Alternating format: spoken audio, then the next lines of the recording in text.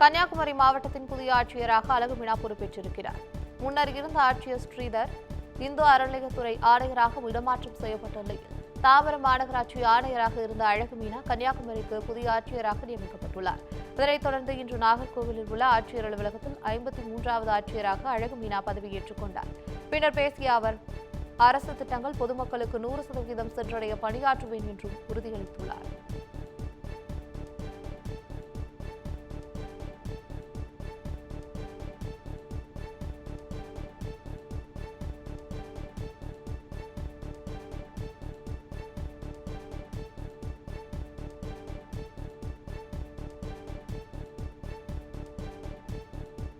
நாமக்கல் மாவட்டம் குமாரபாளையம் அருகே காவிரி ஆற்றில் மிதக்கும் ஆகாய தாமரைகளால் குடிநீர் மாசு ஏற்படும் அபாயம் உருவாகியுள்ளது.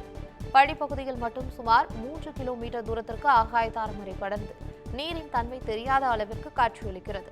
இதனால் காவிரி ஆற்றில் விஷ ஜந்துக்கள் அதிகரித்தும் மேலும் நீர் மாசடைந்து பொதுமக்களின் குடிநீர் ஆதாரம் பாதிக்கப்படும் அபாயமும் உருவாகியுள்ளது. எனவே மாவட்ட நிர்வாகம் உடனடியாக தலையிட்டு ஆகாய தாமரைகளை அகற்ற வேண்டும் என்று அந்த பகுதி மக்கள் கோரிக்கை வைத்துள்ளனர்.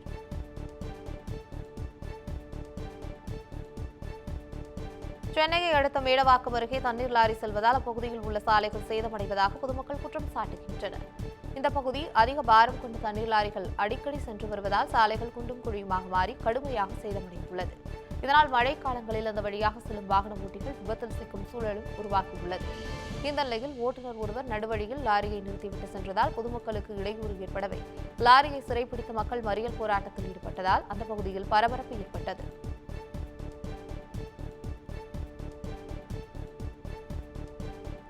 தென்காசி மாவட்டம் சங்கரன் கோவிலில் ஆடி தபசு திருவிழாவிற்கான ஏற்பாடுகள் தீவிரமாக நடைபெற்று வருகின்றன.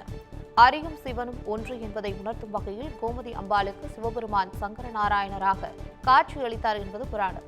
இந்த நிகழ்வை குறிக்கும் வகையில் சங்கரன் கோவில் உள்ள ஸ்ரீ சங்கரநாராயணன் கோயிலில் ஆடி தபசு திருவிழா நடைபெறுவது வழக்கம்.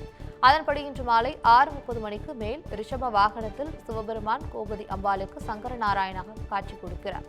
இந்த விழாவை காண ஆயிரக்கணக்கான பக்தர்கள் சங்கரன் கோவிலுக்கு வருகை தந்து வந்துள்ளனர். விழாவிற்கான ஏற்பாடுகள் தீவிரமாக நடைபெற்று வரும் நிலையில் 1500க்கும் மேற்பட்டோர் போலீசார் பாதுகாப்பு பணியில் ஈடுபட்டுள்ளனர்.